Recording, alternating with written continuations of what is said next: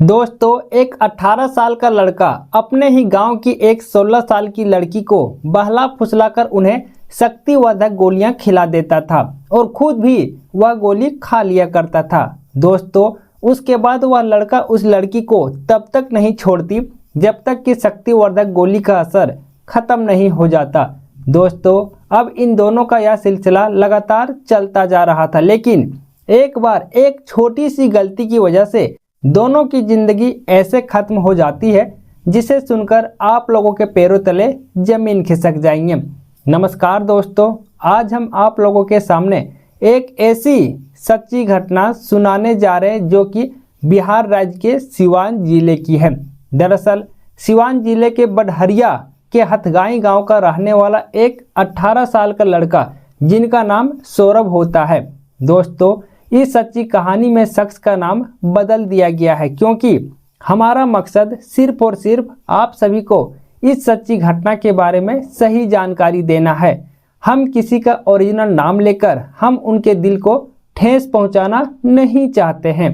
दोस्तों, सौरभ अपने ही घर से 5 किलोमीटर दूर एक सरकारी स्कूल के 9वीं कक्षा में पढ़ाई करता था, जिसमें सौरभ अपने घर से रोजाना अपने ही साइकिल से आना जाना करता रहता था।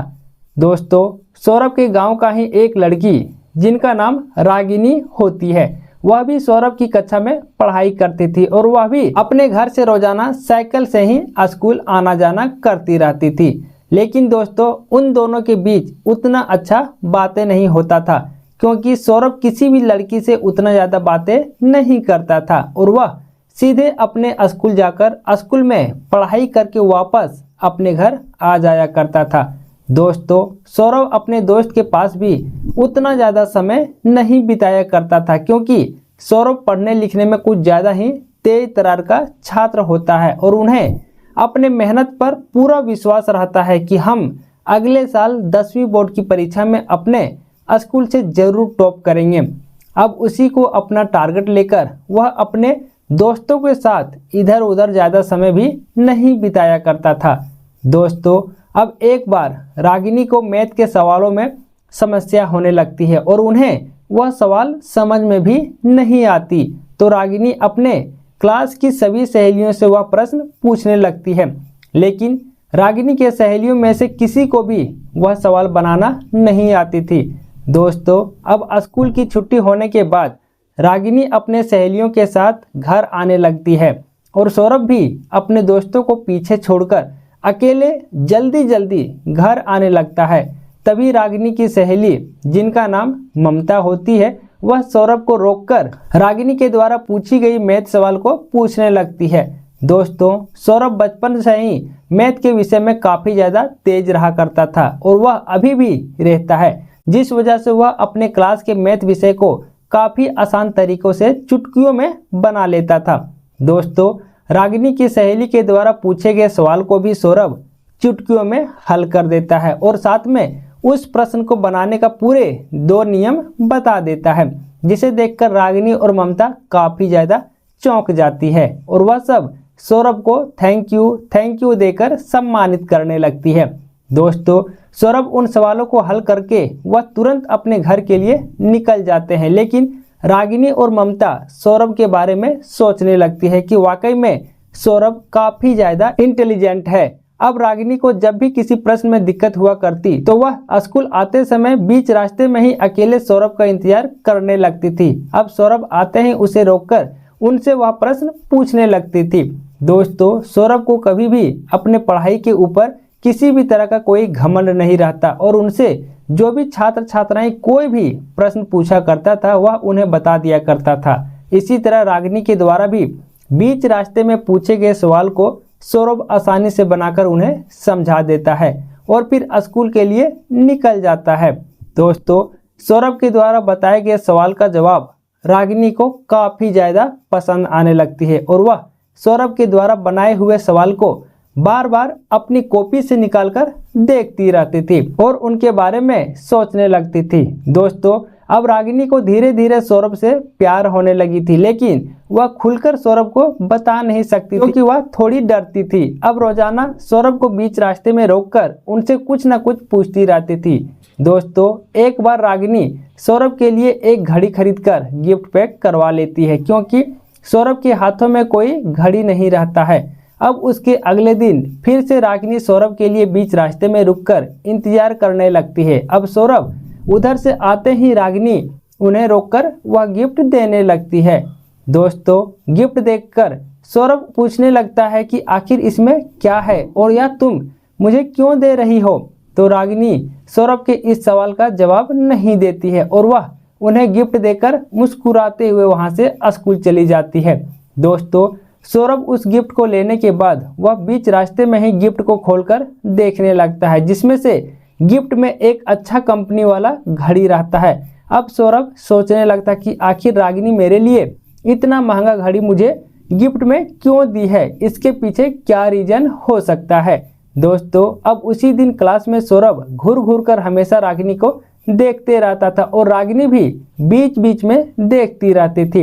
अब घर आने के बाद भी सौरभ के दिमाग में हमेशा वही प्रश्न घूमता रहता था कि आखिर रागिनी मुझे यह गिफ्ट क्यों दी है। अब सौरभ भी रागिनी के बारे में थोड़ा थोड़ा सोचने लगता है कि कहीं रागिनी को मेरे से प्यार तो नहीं हो गया है, लेकिन सौरभ को इस बात पर विश्वास नहीं होता कि आखिर वह मेरे से ही प्यार क्यों करेगी। अब वह इस बात को नज़रअंदाज करते हुए उसके बारे में सोचना छोड़ देते हैं। दोस्तों, अब एक सप्ताह बीत जाने के बाद रागिनी फिर से सौरभ के लिए एक छोटा सा गिफ्ट पैक करवाती है, जिसमें से वह अपनी दिल की बात उस गिफ्ट बॉक्स के अंदर डालकर फिर से सौरभ को दे देते हैं। अब सौरभ उस गिफ्ट बॉक्स को खोलने के बाद रागिनी के दिल की बात को पढ़ लेते हैं। अब सौरभ भी रागिनी के बारे में सोचने लगता है और अब उन्हें भी धीरे धीरे रागिनी से प्यार होने लगा था। अब सौरभ रागिनी के लिए भी एक छोटा सा गिफ्ट पैक करवाता है, जिसमें से वह भी अपने दिल की बात उस गिफ्ट बॉक्स के अंदर डालकर दे देती है। रागिनी को देने के बाद रागिनी भी उसे खोलकर देख लेती है। दोस्तों, अब इन दोनों के बीच सबसे पहली बार मुलाकात 9 जनवरी 2023 को अपने ही गांव के एक जंगल में होती है। दोस्तों, अब इन दोनों के बीच इतना ज़्यादा प्यार हो जाता कि वह एक दूसरे से छुप छुप कर हमेशा रात को मिला करता था। अब रागिनी और सौरभ दोनों का परीक्षा होती है। उसके बाद सौरभ अपने 10वीं कक्षा की पढ़ाई के लिए वह काफ़ी ज़्यादा मेहनत करने लगता था, जिससे कि उन्हें उतना ज़्यादा समय नहीं मिल पाता और वह रागिनी से उतना ज़्यादा भेंट मुलाकात बातें भी नहीं कर पाता था। तो एक बार रागिनी सौरभ से काफ़ी ज़्यादा गुस्सा हो जाती है और वह सौरभ से बातें करना छोड़ देती है। दोस्तों, अब रागिनी से बात नहीं होने से सौरभ को काफ़ी खराब लगने लगा था। अब सौरभ स्कूल में किसी तरह रागिनी को अपने इशारों में माफ़ी मांगने लगते हैं कि मेरे से गलती हो गई है, मुझे माफ़ कर दो और तुम मेरे से बातें करो। दोस्तों, अब फिर से रागिनी और सौरभ के बीच बातें होना शुरू हो जाता है और फिर पहले की तरह एक दूसरे से मिलने के लिए अपने ही गांव के जंगल की ओर चला जाया करता था। और अब इन दोनों का प्यार पूरे 1 साल तक इसी तरह छुप छुप कर चल रहा था, लेकिन इन दोनों के बीच के रिश्तों के बारे में किसी को कुछ पता नहीं रहता है। लेकिन दोस्तों, एक बार रागिनी और सौरभ के साथ वह सब काम करते हुए गांव के लोगों ने रंगे हाथों पकड़ लेता है। इसके बाद रागिनी के माता पिता और उनके भाई ने सौरभ को काफ़ी बेरहमी से उनकी पिटाई कर देता है। दोस्तों, सौरभ की पिटाई होने के बाद वह अपने घर जैसे ही आता है, सौरभ की माँ उन्हें पूछने लगती कि ये तुम्हारा यह हाल किसने किया है। तो सौरभ अपनी माँ से झूठ बोलकर किसी तरह वहाँ से बगल हो जाता है। दोस्तों, अब रागिनी को भी रागिनी के माता पिता और उनके भाई ने उन्हें रस्सी से बांधकर उन्हें काफ़ी ज़्यादा मारने पीटने लगते हैं और उन्हें घर से बाहर जाने की भी इजाज़त नहीं देने लगता है, जिससे कि वह दोनों एक दूसरे से मिल नहीं पाता था। अब सौरभ कुछ दिनों तक घर में रहने के बाद रागिनी के घर वाले सौरभ की माता पिता को धमकियां देने लगे थे कि अगर तुम्हारे बेटे ने मेरी बेटी के साथ बातें करने की भी कोशिश करेंगे तो हम तुम्हारे बेटे को जान से मार डालेंगे। दोस्तों, अब सौरभ की माता पिता को डर लगने लगा था कि कहीं हमारे बेटे को रागिनी के माता पिता जान से ना मार दें। इसीलिए अब वह अपने बेटे को बाहर कमाने के लिए गुजरात शहर भेज देते हैं। अब 4 महीने बाद रागिनी को पता चल जाता कि सौरभ घर पर नहीं है, उनके घर वाले उन्हें कहीं भेज दिए हैं। दोस्तों, अब रागिनी को सौरभ से इतना ज़्यादा प्यार रहती कि वह किसी तरह अपने घर से भागकर अपने शहर के बस स्टैंड पहुंच जाती है और बस स्टैंड जाकर बस स्टैंड के कंडक्टर साहब से उनका मोबाइल मांगकर सौरभ के पास फ़ोन कर देती है।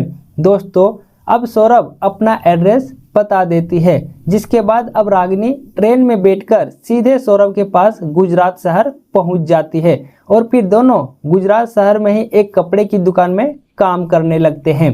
दोस्तों, अब 5 महीना तक इसी तरह दोनों एक रूम में रहने के बाद दोनों ने फैसला लिया कि हम लोग कोर्ट में जाकर शादी कर लेते हैं।